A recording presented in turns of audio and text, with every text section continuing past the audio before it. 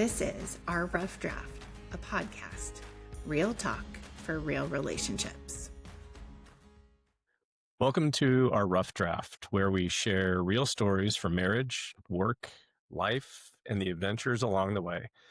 We'll laugh, maybe get real, and hopefully help you spark some new conversations in your own life. I'm Denise, the wild, emotional one who loves words and big ideas. And I'm Tim. I'm the practical level one who fixes what she dreams of. And this is Our Rough Draft, where we share the stories we're still living. Hi. Hi. Welcome to Our Rough Draft. We are Welcome. just freshly back from Italy, and today we're going to talk a little bit about travel. Yes. The Italy trip, other trips, travel in general. Yeah, I think how travel changes us, how we have a fresh outlook after we've traveled about being at home. So I think that's pretty fun. This was our first big international trip together since 2018. Yeah. So it's been a minute. So it's fun to get back in the groove. We're excited to have you here today. It is our 10th episode. Woo! I know, so fun. I didn't bring any streamers or poppers or anything to commemorate with, but it's exciting. It is. So we're here, a little espresso to get us through. Cheers. In the afternoon after a little jet lag, getting sick upon arrival, but now we're back at it. So travel is a mirror. It shows you who you are as individuals and as a team. So we'll talk today about a little bit about teamwork and how that shows up when we're traveling. A little bit, some stories from the trip. We'll do that today. We will talk about teamwork and how that travel shifts our perspective. One thing on the agenda today before we dive in is what is coming in future episodes. So talked to a great listener and she wants more personal stories. So I've mapped those out over the course of the next few weeks. So if any of you are interested in more stories, please share with us. And like we said, we're hitting our double digits of podcast episodes. So kind of fun to be doing that. Remember to listen, rate, and share with your friends so that we can share our fun stories with more people. Our crazy life. Yes. All right. Ready to dive in? Yeah. What's been going on this week? What's been awesome for you since we got back? Well, got started on the large yard project that I have had in the back of my mind, actually the back of our minds for quite a while now. So I'm excited that that's at least in motion. Yeah. Hope to bite off a big chunk of that, provided the weather cooperates, of course. Right. We have a big storm headed our way. So a lot of rain here in the Phoenix area, but not only in the 90s today, I think, which is pretty exciting for us. Yeah. Big this week for me. I don't know if I mentioned on here, but my research got approved by IRB. Big first step. And so starting those interviews with people. What's IRB for those that don't know? I don't know. It stands for something that means the ethics people are okay with what I want to ask people. Yes. Has to pass IRB review before you actually get to do the research, especially when it involves human subjects. Yes. Et cetera, et cetera. So yeah, that's a big step.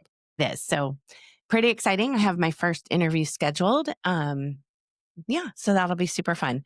We will talk about my research on a later podcast, but basically the essence of it is how do we teach undergrads how to be on teams better because they need it critical as they get into work and life. Yeah. So that's what I'll be working on for the next couple of years because that's a good time. All right. So today, let's set the scene. We were gone for 10 days to Italy. We flew into Naples. We went to Sorrento.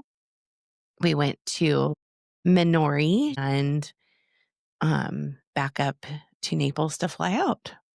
Yeah. It was a great trip. Traveled with the Blue Walk, and we will talk a little bit more about who that is, I'm sure, a little bit today. It was the kickoff of our 25th year together. Celebration tour. Yeah, so that's kind of fun. So why Italy? Why was Italy? Why did we choose Italy? Why do we always choose Italy? Why did we choose Italy? I feel like, obviously it's been on our list since we were there in 2018 in Milan, so north of Italy, different area. But I think the fact that The Blue Walk was based out of Italy, and one of the owners is a friend of yours from high school. I mean, I think we had just been intrigued about doing a walking tour with the Blue Walk, combine that with Italy, Yeah. and combine it with, the potential of going to a place that we hadn't been yet in Italy. All of it was kind of a perfect storm. Yeah. So when Susie called and said, hey, we've got spots to go to the Amalfi Coast, Yeah. we were all in. Yeah.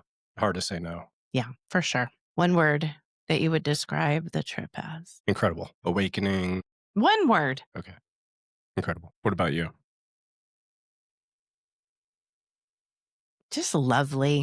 It was just a lovely trip. It just was. Like, everything about it was lovely.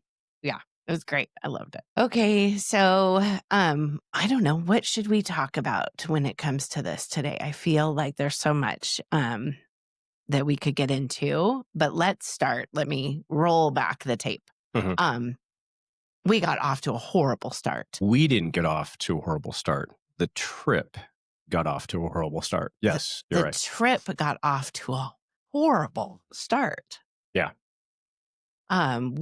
So hold on. Yeah. So we flew so the flight going was from Phoenix to San Diego to Philadelphia, Philadelphia to Naples. So those were the legs of the trip going there. And on purpose, we like shorter legs. For sure. So that we can stretch our legs rather than a direct flight. Yeah. So that sets the stage of how many hops we were taking to get there and what happened on the first hop. Yeah. So ironically, the upside is that we left Phoenix and we went to San Diego, and there was a horrible storm here in Phoenix that shut down the airport. And so we got out before that, which was great. Yeah. Because we flew at 6. The storm hit around, I think, 11 a.m. So as we were leaving for the airport at 4 a.m, I click purchase on Amazon to make sure there's dog food in the house for my mom and Mason for the dogs. And it gets declined. And by the time we get to the airport, we have a notification that every single one of our accounts has been locked down. Our entire account has been locked down. And we are with a bank. Probably shouldn't say it on here because we don't want to be mean. But we've been with the same bank for over 20 years. And our children are all with the same bank. And all of their accounts were locked too. So we were on the phone with this. Imagine the panic. And the organization for the 2 hours that we were at the Phoenix airport getting ready to fly out. The hour that we were in the San Diego airport waiting for our connecting flight before we got it resolved. Yeah. I think we called them 6 times. Easily between the two of us. And they would tell us that you have to talk to Tim. No, you have to talk to Denise. And then all of the things. It was horrific. We ordered breakfast and we were hopeful that we could pay for it. And it worked. So we were hopeful that our cards were working by the time we got on a flight to fly to Philadelphia and then on to Naples. And then we were able to buy lunch in Philadelphia. So we felt like maybe it had worked. I think the thing that struck us was the extreme, like it felt like overboard. And again, we won't name the institution, but it is like the security level protection. If you click one thing too many times, if you operate outside of your radius, it feels like anything that's not like you go to the grocery store, you get gas, you buy coffee. Right. Like if it isn't a normal purchase, they will lock your account down. And this one was extreme. Like you've had your card locked and mine has still been available. This one was the entire account restricted, locked, and nobody could help us. Right. And they told me it'd be 10 days. Yeah. 10 days before we could get access again. I had to upload my ID. Like it was just a nightmare. Again, with an institution that we've been with over 20 years. Yeah. Yeah. Like they know who we are at this point, but right. You still had to upload your ID and it's. Yeah, it was crazy. And they don't have that option anymore of like, we're going to be traveling, pay attention to this. Because if they had known that, because I paid for the dog food and I paid for the cab, the taxi in Naples, all within the same amount of time. And it just shut them down. So that was so stressful because we didn't know how we were going to pay for anything once we got to Italy. It was going to be solvable. Like everything's figure outable. My mom was already on the ready to like go deposit money into our other account at a different local bank. Like we could have figured it out. But the bigger concern was the fact that Thatcher in Georgia and Cooper in California and Mason trying to get gas, like everybody was locked out. And that was super scary, especially going to a foreign country. Yeah. Yeah. And it would even be different if it was the day before we left, but literally the day we're leaving. Yeah. That was early in the morning. So stressful. It was horrible. So the dogs got dog food. Everything turned out fine. We got access to our accounts. It was all okay. We made it to Naples and we got in our cab and we rode down to our hotel. Tell the world about where we got to stay in Sorrento. Oh my gosh.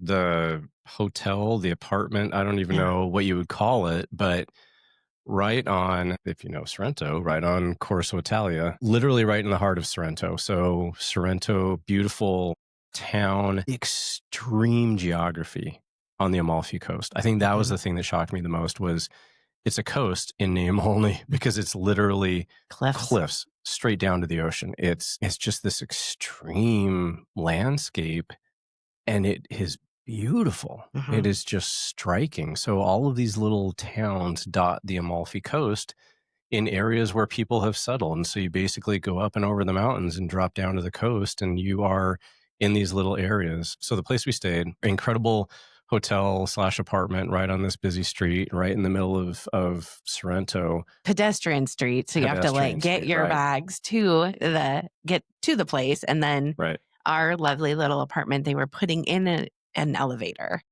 The elevator's not in yet. And so up hauling bags up 3 flights of stairs. 3 flights of stairs, yeah. But little balcony overlooking the pedestrian street that we could sit on at night and have a glass of wine and watch everybody walk by. Yeah, it was fantastic. Yeah, so good. Got our gelato that first night, which was super important to me. And pretty much every night thereafter. I think we missed maybe one night. Yeah, because I think I had the panna cotta one night and I didn't need the gelato, but I think that might be true. And tiramisu one night too. It was a good dessert trip. Missed 2 nights. I know. What else? What else about Sorrento was great? I think Sorrento for me was great because of that small town feeling. It's not a giant city. It's not Naples. Certainly it's not Rome. It's not Milan. It's not this big metropolitan area. It's just a small little town. And it obviously caters to tourists. I mean, there's plenty of tourists there, but it felt like it was just a small working town. And I felt that way about all of the other towns, maybe with the exception of Positano, which felt very touristy. Yeah. But the other places that we stayed felt very kind of small and somewhat local. And I think on a larger scale, I'm branching off in a different direction here, but that was one of the things I think was most rewarding about the trip was a chance to potentially get away from the same tourist shops, the same tourist rows, the same areas where you heard people speaking English and actually get out and see smaller areas, smaller neighborhoods. And I think that that's something that the Blue Walk, the company that we went with, does really well, getting you out into the smaller areas so you can actually experience the culture versus just hearing English in all of the tourist-oriented areas. Yeah. So let's talk about the Blue Walk a little bit. So my friend Susie, who I've known for 40 years, oh my gosh, and her partner Jeanette run this walking tours of Europe called the Blue Walk. And now it's more than just walking tours. It's also art tours and they do really incredible things. The Amalfi Coast is not one of their normal places. It's where they lived when they were there, when they were first there in Italy. And other people who've been on tours with them before asked them to do a private tour of the Amalfi Coast and they agreed. And I am so glad they called us and invited us to go along. Not only were the people remarkable that have traveled with them before and understand how it goes, kind, easy to talk to, nice people, but flexible and excited to see all of the things. Yeah. And I think going into it, I was nervous that I was going to be peopled out by the first day, right? Like too many talking people. It wasn't like that. It was so easy to be around all of them. It was easy to just be quiet by yourself. If you wanted to walk on your own on some of the bigger hikes, you could. We had plenty of downtime. So the days are scheduled and the arrangements are made and all of those things are done by them. But then within it, you have time to yourself. Really well done to the place where I think you would say something different than me, but I don't think I got done with people the whole trip. Like I did pretty good. Yeah. And I think that was one of my fears. It was probably the fear I had was outside of just social anxiety of you're going to be spending 10 days around this group of people that you don't know, you've never met, you have no experience with. I mean, we knew Susie and Jeanette, obviously, and that was fine, but we can't like monopolize their time and energy the entire time. We have to actually interact with other people. Yeah. So I think that was my fear was how's that going to work? Not just for myself, who's an introvert, but for you as well, who I know gets peopled out after actually a very short time. Also closeted introvert. I don't think you're closeted. I think your secret's out there, actually. I think you can claim that you're an extrovert, but I think people know that you're an introvert at heart, actually. Yeah. But yeah, to your point, there was the way the schedules were built, the activities that were being done, the amount of downtime that we had. I think it was easy to then take your introverted self, rest, recharge, just be us. And I think in the moments where, potentially we saw each other maybe getting a little bit peopled out, we could be closer support. Like you could be physically close, like grab a hand, hold a hand for a little while and just be, hey, we're in this group of people, but we're still us. We're still the two of us. And I think that's how we can support each other in an environment like that is to just make sure that the other one knows you've got somebody here who you can grab onto, can be your support, et cetera. So. Yeah, absolutely. It was just such a well organized situation. Like I love them, but then to see them in their element and doing their job and doing it as well as they do it, I was so proud of them. Yeah. Pretty impressive. Yeah, it was really impressive. And I go back to that first moment where we met everybody sitting on that patio of a restaurant. And I think it's the teacher in me wants to know everybody's name and wants to know everybody's story right away. And I was trying to get it. And there was one person who I couldn't get. And I had to ask the name again. And then looking back now, I'm like, those are all my friends. It's weird how fast you can build a relationship with people that you don't know when you travel with them. Well, and I think, light bulb. I think you're absolutely right, because I think that was another benefit of the trip was I think the activities they didn't monopolize your time to the point where you could not interact with each other. So one day would be, we're going to walk to the ruins of an old Roman villa. And it's going to be like an hour long walk. So, an hour and a half back up. Yeah. Right. Yeah. There's that. Yeah. But along the way you're exerting effort because you're walking, but you're also talking to people, or you sit down for lunch, you get a chance to interact with people and talk with people. So the activity wasn't so demanding that you couldn't get to know people. And over the course of that week, you quickly became immersed in their stories and understanding who they were and their backgrounds. And I think it was fantastic. I think it was a great opportunity. It was a great mix of doing an activity and getting to know other people. Yeah. And I think we were fortunate that the other people that were there, we wanted to get to know. Right. And enjoyed getting to know. Yeah, absolutely. And we talked a little bit about when we put together teamwork events or we talk about teams, one of the things that you do to build teams is you work on conflict.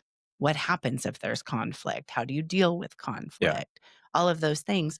Well, there wasn't. There was a little bit of drama. Like we had one day where something went sideways, and we'll talk about that in a second. And we were all able to rally around that point, but there wasn't conflict, which was really, really cool. in that you can be different people from different parts of the world and come together, right? Most of us were American, one Canadian, married couples, single people, just coming together. It was really special. But that one moment is one of the participants was a little dehydrated after Pompeii. And we were coming back on the train and we could all kind of circle up and get him the help that he needed and get hydrated. And he was absolutely fine, just dehydrated. But it was one of those moments that actually, like, I think brought everybody together even faster. You don't want to set those up, right? Like, you don't want to. Right. Yeah. But You wouldn't choose that one. no, but what a great opportunity to really be able to support each other and get to know people in a really authentic way. It was really a special trip, the way it was organized and all the activities were really great. We traveled by airplane, taxi, train, boat, private car, van, all of it. I don't know if there's a mode of. We didn't go on a moped or a mule, which is okay. Yeah, the scooter would have been awesome. I know. But there were some, I wouldn't have gone on one though. Like the scooter culture is pretty remarkable. Crazy. Yeah, you talk about like fast drivers in Italy with fancy cars. The scooter life and the motorcycle life, that taking your life into your own hands. Yeah. They did see an Italian police car that was a Lamborghini. That's crazy to me. Yeah. Fascinating. The scooter culture, I think, is very strong there. It's a very, at least on the coast. I mean, there are scooters in Naples also. Oh yeah. So maybe just as prominent there, but man, they were everywhere. I mean, that was just your way to get around. And when you see the roads and you see the routes between different places, twisty, turny, sometimes single lane that they try and make 2 lanes. I mean, it's no wonder why they have really small cars and why scooters are very prominent. Like that's just a necessity for them. Yeah, absolutely. So let's talk about the logistics of all of it. Who of us? Who brought the calming? Did we need calming? Who brought the organization? Did we need any of that? Like, what were any of the life lessons that we needed to show up with? To the trip as a whole? Yeah. I don't feel like we were ever challenged with that. Yeah, that's pretty remarkable, right? Yeah. I mean, because I think going back to the point that you made about was there any conflict? You know, one of us didn't need to be there as the calming influence on the other to kind of come down from an experience or a part of the experience, Right. because there wasn't any need for it. I mean, it was, and I think you at one point had mentioned something about how nice it is to have the agenda in somebody else's hand. You literally, like, we woke up every day. For the most part, we started at 10 o'clock every day. So we woke up on our own schedule, got our espresso and our pastry on our own schedule, packed up whatever we felt like we needed for the day, went and met the group, and then we were in somebody else's hands. Like, the only decision we had to make was, am I going to get an espresso? And what am I going to have in my cornetti, if anything? Do I want plain cornetti? Do I want a filled cornetti? Always filled. Always filled, for sure. I mean, why wouldn't you? Yeah. And then maybe like what to eat for dinner if it was a night that was on our own. But like all the other decisions and all the other things were in somebody else's hands. So you could kind of just sit back and take it all in. Yeah. And we had weather one day where it was super windy and they had to change our plans, and we reversed when we did the hike through the Valley of the Mills and the hike of the Path of the Gods were flip-flopped. But we didn't have to make that decision. We just had to agree to it. And then there were 2 drama moments. One I can talk about. The other one's forever a secret? No, I think I can tell it now. The Italian Coast Guard are not here. So the one I can tell openly was we were hiking on the Path of the Gods, and some random guy said, "You can't go that way, it's closed." He did not have on anything that resembled authority, and he was sitting in a little lawn chair. That's where I felt like his authority came from, was the chair, was the fact that he was sitting on the trail with a chair and a backpack. Somebody had put him there, I assume, because he brought a chair. Fabulous. So, all right. So then we had to decide as a group, like, do we listen to this guy or do we take the path that was intended? Knowing that if we got to the point on the trail that was closed, we'd have to turn back and go the other way. Which was mostly uphill. Right. And our guides, one of them, again, who I've known my whole life, is not really a rule follower, but she's married to somebody who is more of a rule follower. It seems to happen this way in relationships. I do not follow rules. I am married to somebody who does follow rules. That's right. Right. And so you get to that point of like, is it really a rule? Is it not a rule? Like, do we go forward? We have a plan if we're turned back. We're all going forward. We're going for it. So we went, and it was not closed. In fact, they were doing some construction on it. It was not closed from our direction. No, not technically. Right. So we didn't really break a rule. No. It was closed from the other direction.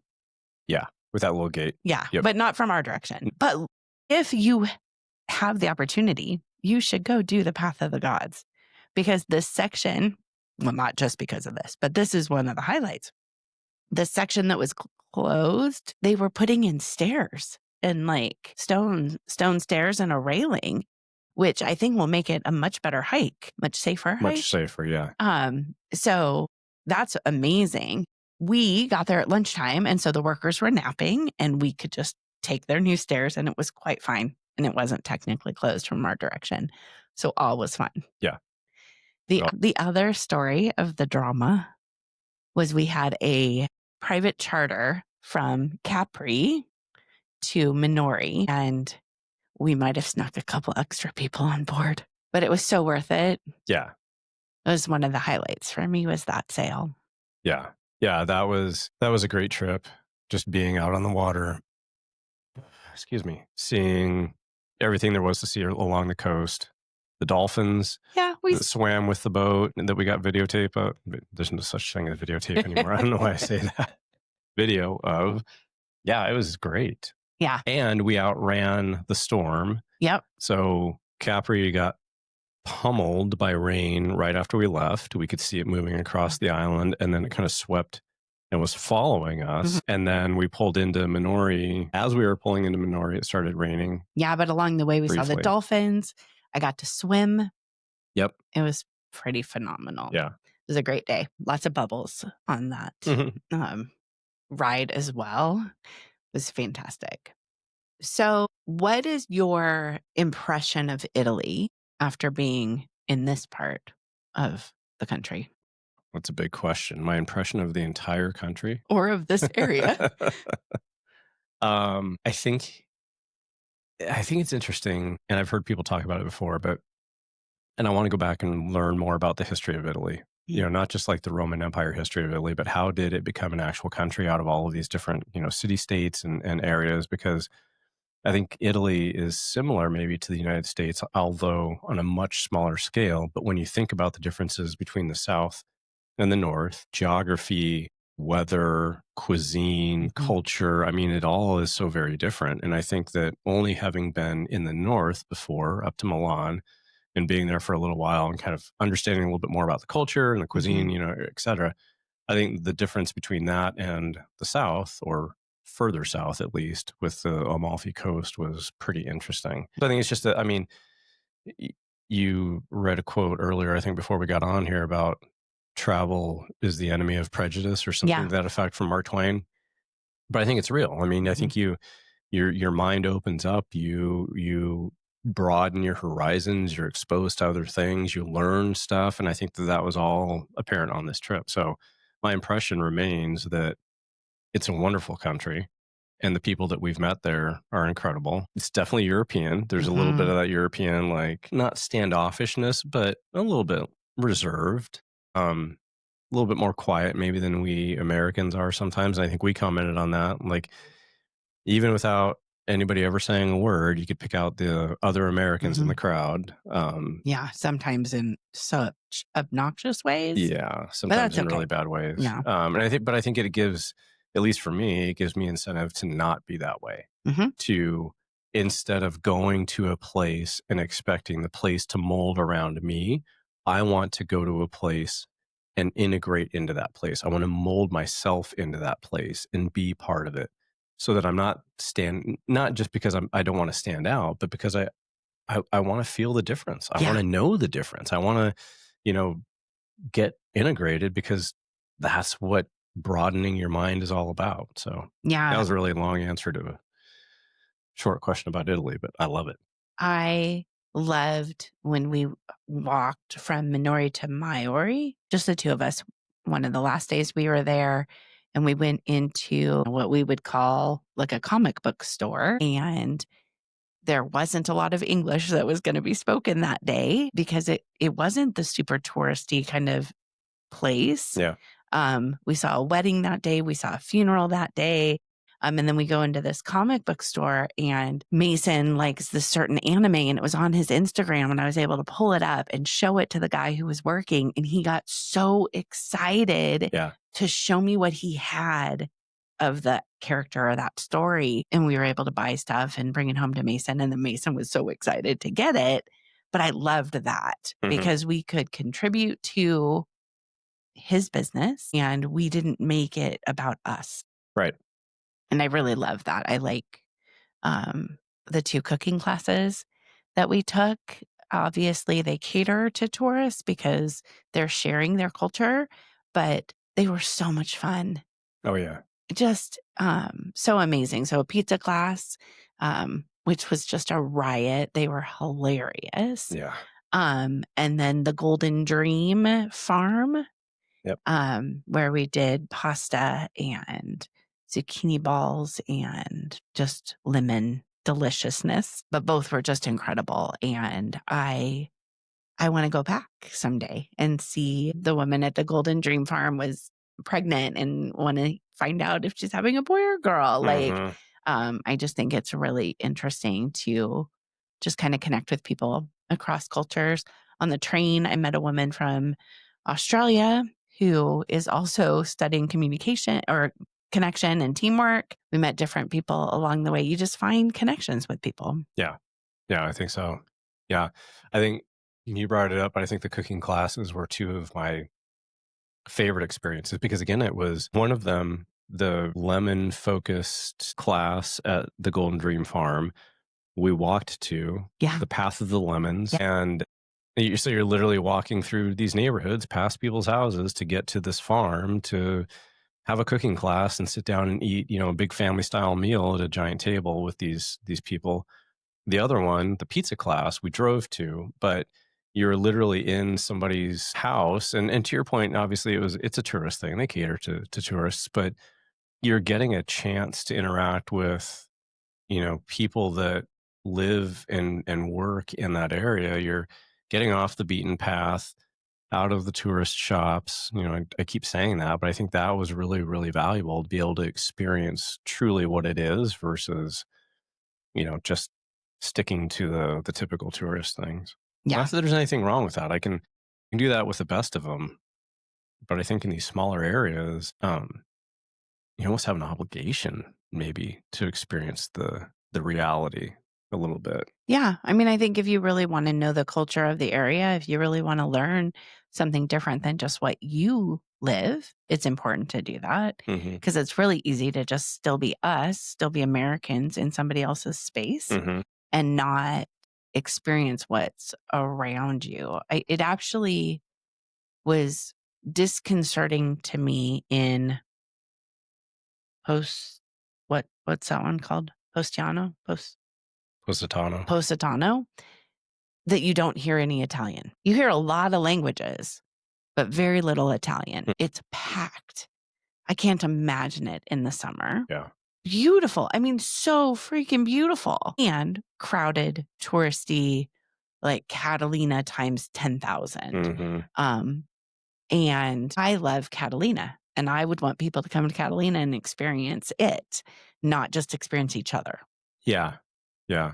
I think a story or something that illustrates the learning moment for me was when we did walk to the lemon farm and had dinner there. I don't think I can do justice to describe, again, the geography of the Amalfi Coast and the fact that everything is straight up and down. And The people that live there have done a great job of using everything that they can. They've mastered the technique of building stuff into the mountainside or into the hillside. Houses are basically kind of stacked on top of each other.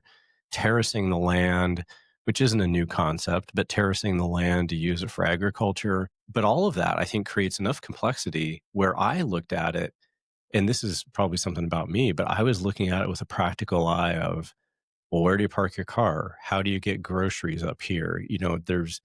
We walked to the farm and there was no apparent road to get there. We literally at some point left the road, started walking a path. How many steps? 536 steps up. So I think for me, it was, like the logistics come into play. Like my practical mind takes over and says, how do you do this? How do you do that? And we asked them.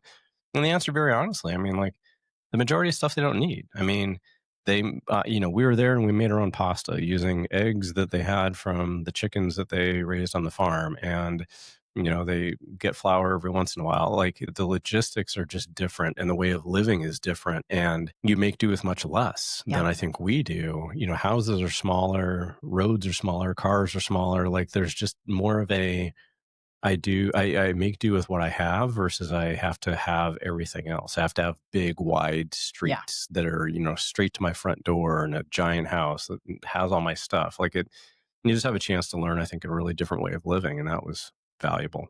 Yeah. I love that difference. Well, we've kind of talked all over the place about this trip. We didn't really talk about your impressions of Pompeii. Okay. That was the thing I was looking forward to the most. I have a very vivid memory of being, I can't quite remember the age. I think maybe I want to say like 8 or 9 years old. You said 7 or 8 in the last podcast. So let's round it off to 8. Like let's take the average of 8. But sitting on the floor of my grandparents' house, reading the National Geographic article about Pompeii and the pictures of it and the description of the volcano and everything that was involved in it. And I think I said it before, but I just never, ever in my mind thought that I would be able to see it, which that's the life lesson, never tell yourself never, right? Like always give yourself an out. So I think going to Pompeii for me was just the highlight of the trip because I finally got to see what had existed only in my imagination for so long. It was everything I thought it was going to be and more. The chance to see the ruins, the chance to see the scope and the scale. I was blown away by how big it is. It's huge. This was, the town was buried in AD 79, in the year 79. And when I think of the year 79, I think of smaller villages. Like I don't think about things on that scale. Yeah. But the fact that it was a thriving port city at the time, the fact that it was as big as it was, the fact that it had so many different innovations about, how do we keep things cool, or how do we, how do we build effectively? How do we integrate ourselves with the environment? And it was fascinating. Yeah. The road, one of the main roads in Pompeii has travertine stones built into it that reflect the light so that when you're traveling at night, you could still see the road. Right. What? Yeah. Yeah.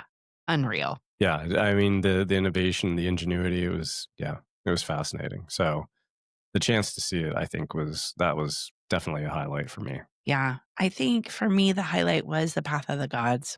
It was incredible. It was just like truly to think of the stories of Odysseus and to think of the sirens and the cliffs and to live it. It's crazy. Well, and so tell that part, like, why is it named the Path of the Gods? Because that's where the gods were that warned Odysseus about the sirens so that he wouldn't listen and get crashed into the cliffs. And the cliffs are for real. Like they're giant. Yeah. But yeah, it's all of that and more. And I'm afraid of heights. And I was okay. Like I did okay on the trail. It felt safe.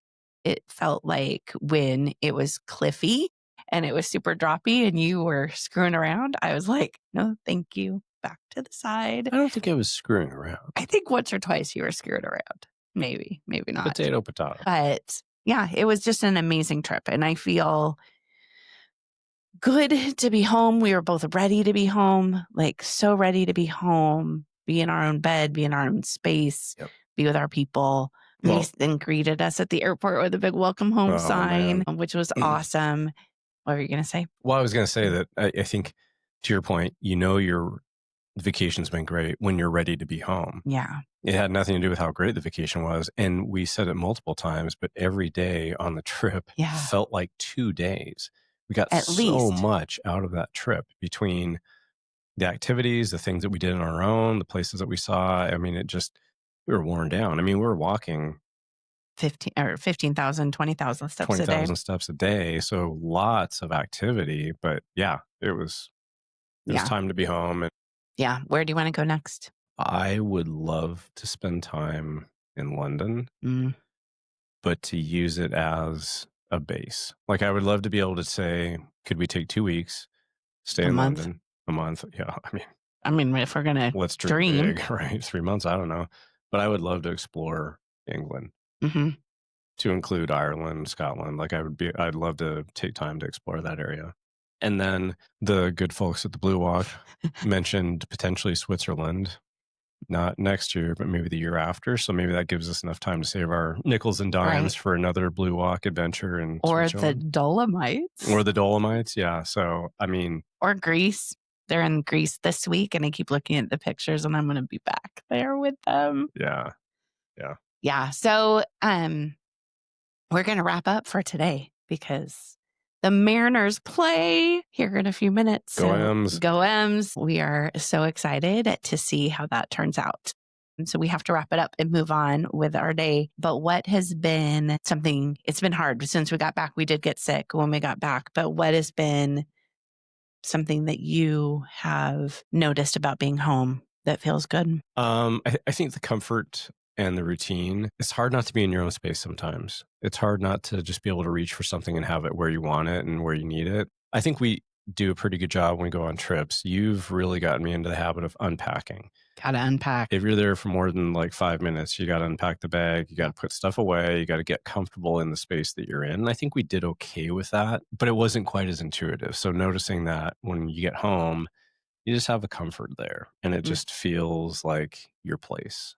That's lovely. For me, it is not that because I don't care about routine. Great.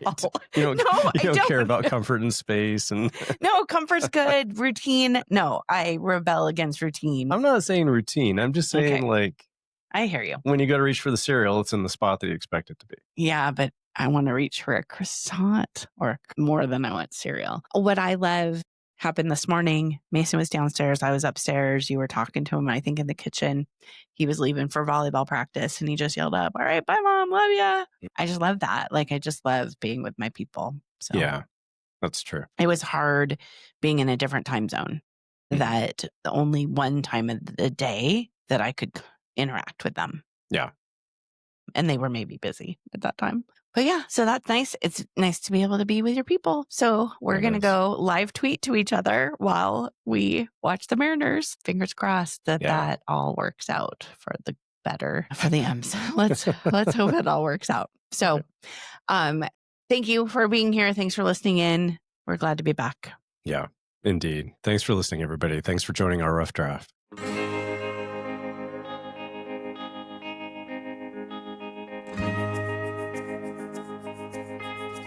Oh, oh.